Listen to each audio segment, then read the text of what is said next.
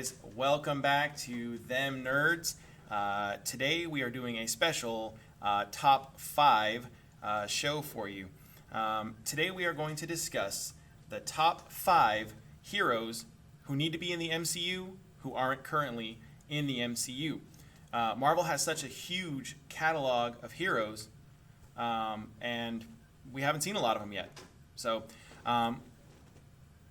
let's not delay. Jerry, who's your number 5? I just want to also point out that some of the characters you may have already seen on the big screen, but they aren't technically part of what we consider the MCU, which is the Disney-owned franchise. Right. Yes, we're going for bringing them into the current continuity.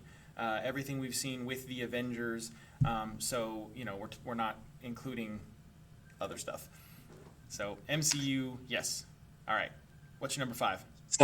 My number 5 is Bobby Drake.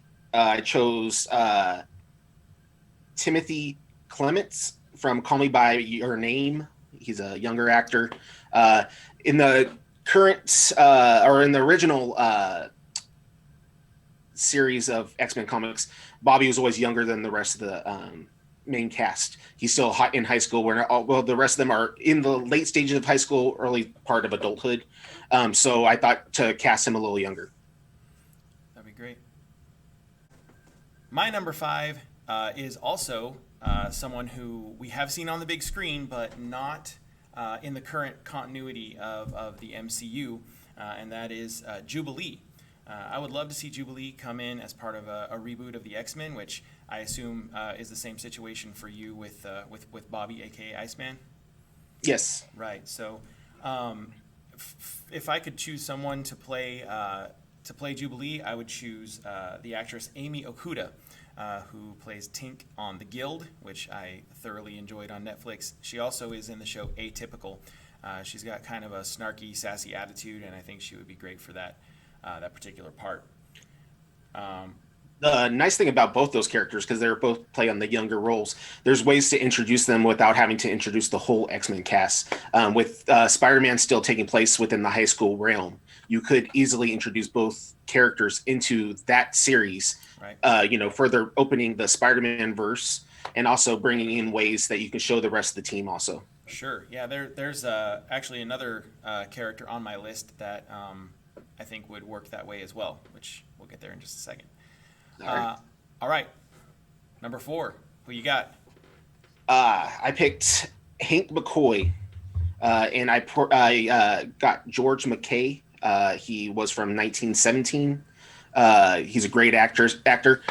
He's also English, which I think is something that can play well into the idea of the kind of professor sounding voice of Hank McCoy, and also the idea that he plays a little bit on the older scale compared to my other castings. Yes. So I also think that the main directive that they should do in the very beginning is go the way that the X-Men originally started, where Beast was a beast because he was like powerful and was able to do these crazy gymnastics and pick up these heavy things, but he didn't look like he did now. Right. So you could utilize CGI just to bulk him up, and then slowly throughout the course of movies have him turn into the blue beast that we now know. Sure. Yeah, that would be great. I like that a lot. For number 4 for me, moving away from our mutant friends, my number 4 pick is Sentry. Sentry is kind of like this overpowered Avengers member who we haven't seen yet, and he's a character that has a lot of conflict. He struggles with mental illness because of his overwhelming power. There's been talk about how Captain Marvel might be a little bit OP, and that's why they have to keep her off screen. Sentry, I think, would have the same sort of problem. They would have to. He has that Superman situation where he needs to be away. Okay. So for casting him, my number 1 pick, and this might be out there, but I don't know. These are big money making films, so maybe it would work. I would cast Brad Pitt as Sentry. He has the chops to play somebody that has that kind of mental, the mental breakdowns that Sentry has throughout the comics. And there are a lot of instances in the comics where he has relationships with other members of the team, and I think that would be believable if we got somebody like Brad Pitt. For a secondary cast, if they wanted to go a little younger, maybe a little rougher, Charlie Hunnam would be my pick from Sons of Anarchy.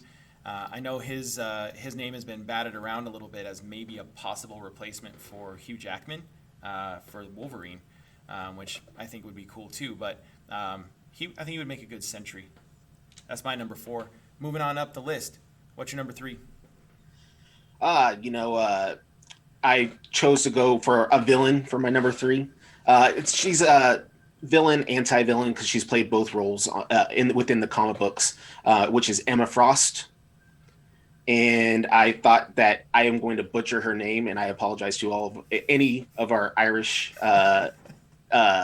listeners or watchers, but it's I'm going to definitely butcher it. Sorshi, because I sound like Sushi. Got it. Yeah, sushi. Yeah, that sounds. For some reason, I become Sean Connery when I try to say her name. Sure. Saoirse Ronan from Lady Bird and Little Women, Brooklyn. She has the chops to really carry the role because the way that Emma is portrayed in the comics, especially, is that she plays more to the seductive kind of role of a villain, but she's also so powerful that she also can control people's minds because of her being a telepath. She understands what gifts she has and she uses them the right way, but she's also super intellectual. Right. Later on throughout the comics, there's a portion of the comics where you can become a mutant that you get a secondary power, and her power is to become into a diamond form. And when it becomes into a diamond form, she's impenetrable, and it also messes with her ability to use her telepathy. Yeah, that would be pretty cool to see on the big screen, given today's CGI capabilities. That'd be great. For my number 3, I chose fan favorite Squirrel Girl. I'm kind of a fangirl for Doreen Green. And I would love to see her get her own Disney Plus show. I know there was talk of her anchoring the New Warriors show, but that seems to be gone. It doesn't seem like that's going to happen. I have tons of people that I would love to see in this role. If I was going to go for the biggest star power, I would go for Anna Kendrick. I think Anna Kendrick would make a good Squirrel Girl. But I don't know that she would necessarily be the best. A couple others that I think would be good. Felicia Day, who was also in the Guild, but she is in her early 40s, and not that matters because she looks very youthful, but I don't know that they would want to invest in a younger character played by an older actress who may have a large part in the MCU if she were to be cast. Another one that I thought would be good for her is Sarah Hyland from Modern Family. She might be good, but my very favorite pick is Eden Sher from The Middle. She played Sue Heck. And Squirrel Girl is kind of this like goofy, she appears in the comics first as like sort of a fangirl for Iron Man. And I think she could pull that off so well. She has the look. I think that she would be great. She's young. She could be around for a long time. And even just in that sitcom, there were times where she, had sort of these kind of chaotic, emotional scenes, and they were good. I think she would be good for that. And who doesn't want to see a bunch of CGI squirrels running around the screen? What about, do you think of Emma Stone fitting that role? Her comedy style is a little bit self-deprecating, which I think is a pretty good, way to include a person who has a tail. Right. I'm sure it's not the easiest life. Sure. I could see that. And another one, when you mentioned her, it made me think of Abigail Breslin, who I think would probably be good in that role too. But I am going to stan Eden Sher. That would be my pick. Sue Heck becomes Doreen Green, and all is right in the world. All right. What's your number 2 pick? Scott Summers. And I picked Nick Robinson from Love, Simon and Everything's Everything and Jurassic World. I played it. I'm trying to keep everybody within like the early 20 area, so that you can utilize younger characters for the school, where they, because really at the point when the X-Men become the X-Men, the core top five people are more of teacher roles. And so you have Beast, Iceman, Archangel or Angel at the time, Cyclops, Jean Grey, with their professor being Charles Xavier. So if you have everybody playing a little bit older, you can have younger people who are ready to jump in when you start phasing those people out also. So I thought he would be a good inclusion into the group. Yeah, it's a good one. My number 2 is someone who I assume we're going to see sooner rather than later, especially after talking with you during our Black Panther video that we posted recently, and that's Doctor Doom. We've seen him on screen in a couple different iterations, and it just hasn't stuck. Doom, to me, is one of the greatest characters that Marvel has ever created. I would love to see him come in as a big bad and stick around for a long time. I don't want to see them do the same thing to him that they did to Red Skull, where he was in one film and as like the big bad, and then he kind of went away. Of course, we got to see him again later in Infinity War. But I would love to see Doctor Doom be played by either Christoph Waltz or John Hamm.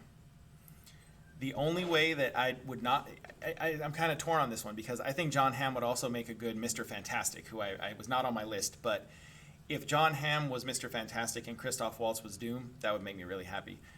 But if John Hamm was Doom, I would also be happy. I think this is a character, also bringing in Latveria as an environment for characters to go to and adventures to happen in and battles and stuff to take place in. I think that it would be a really good inclusion. But like I said, I think we're going to get that sooner rather than later. Yeah. Right. I also think that unlike the X-Men, where you're trying to play a little younger, the Fantastic Four, you play a little bit older, like maybe 30s, early 40s, because of the fact that they're Marvel's first family. Yeah. They also are part of the characters who actually have actual children of their own. Right. So it would be a little bit better to play them a little bit older. So I think that's good casting. Sure. And they could cast them, a little older, do a little bit of de-aging or makeup and make them seem a little younger, and then as they get a second and third movie, then you can start bringing in the kids and have them look a little bit older on screen. So, all right, it's time. Number 1, who you got? I'm going to go with my favorite X-Men of them all, which is Jean Grey. She has always been my favorite. I think because of one of my favorite arcs is the Phoenix Saga. And so, I don't know if definitely Sophie Turner was not a good choice for me for the newer X-Men movies. Also, Famke, although she did a good job, I don't know if I ever really saw her as in the role of Jean Grey. I do think that my choices, and I don't know if many people would think of this. I think if they were going to pick somebody from that family, they probably would go with the younger sister. But I went with Dakota Fanning. She's a great actress. She holds her own. I think when she speaks like she's speaking intellectually. And she sounds a little bit older when she talks and still looks, in the age range that I'm trying to go for. So she was in Runaways, Once Upon a Time in Hollywood, War of the Worlds. So, she has, she's been acting, I think, since she was like 3 years old in major blockbuster movies. So she has the star power behind her name to be able to really pull over that movie. Definitely. And I've known this guy for 25 years, and if I had to guess who his number 1 was, because we didn't know each other's lists before this, I would have picked Jean Grey. I know what Jerry's about. Yep. You got any guesses what my number 1 is?